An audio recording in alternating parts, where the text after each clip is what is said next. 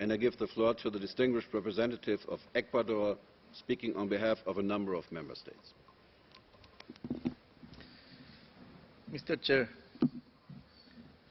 I take the floor on behalf of a group of endorsing states of the Safe School Declaration, including Argentina, Austria, Bulgaria, Brazil, Chile, Ecuador, Lebanon, Luxembourg, New Zealand, Norway, Sierra Leone, Spain, and Uruguay.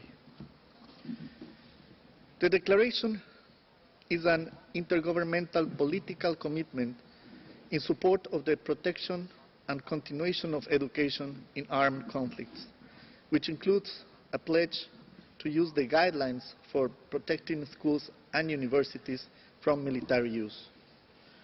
It was opened for endorsement in May 2015 at the first conference on safe schools in Oslo, and since then, a total of 66 states, or more than one-third of all UN member states, have joined this international community.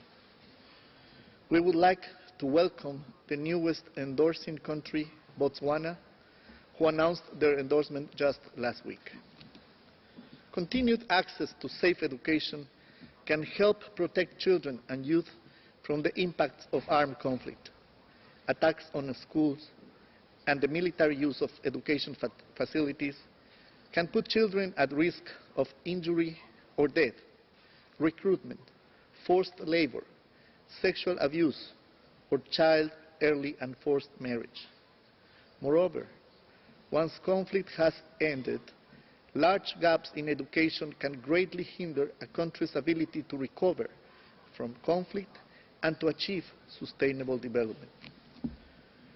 We take note of the report of the Secretary General on the strengthening of the coordination of emergency humanitarian assistance of the United Nations.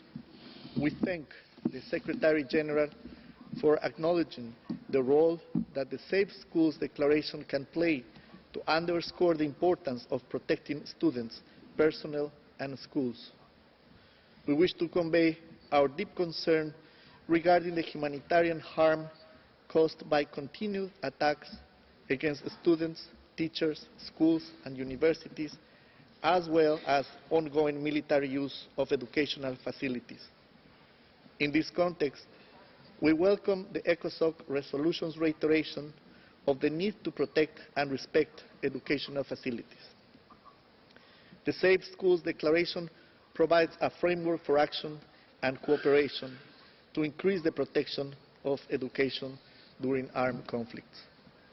It includes commitments to improve reporting on attacks on education facilities, collect reliable data thereof, provide assistance to victims of attacks, investigate allegations of violations of applicable law, and prosecute perpetrators when appropriate, develop and promote conflict-sensitive approaches to education, and support the work of the United Nations on the Children and Armed Conflict Agenda.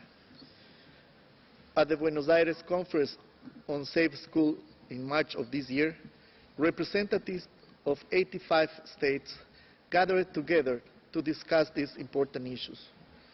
Ministers of Defense, Education, Foreign Affairs, and members of armed forces shared their experience and expertise in a bid to find constructive solutions.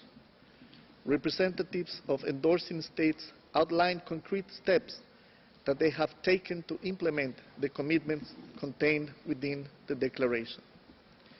Echoing the Secretary General in his recent report to the Security Council on protection of civilians, in which he urged all member states to endorse the declaration, we call on all states that have not yet done so to endorse the Safe Schools Declaration and to benefit from the exchange of positive experiences of implementation.